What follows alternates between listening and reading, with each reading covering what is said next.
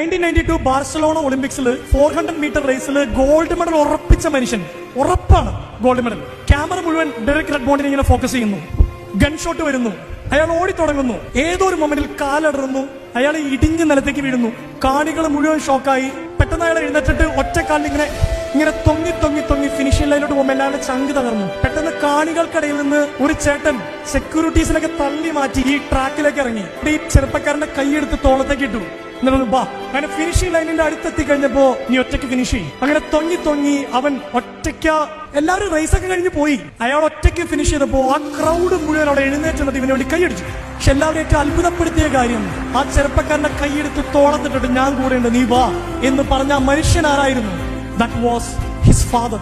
നമ്മുടെ പിള്ളേര് പഠനത്തിന്റെ ഇടയിൽ എന്തെങ്കിലും തെറ്റിൽ ഇടറി വീണാൽ അവന്റെ കൈയെടുത്ത് തോളത്തിട്ടിട്ട് വാ ഒരുമിച്ച് പോവാ എന്ന് പറയാൻ നിങ്ങൾക്ക് പറ്റുമെന്നുള്ളതാണ്. Can you do that?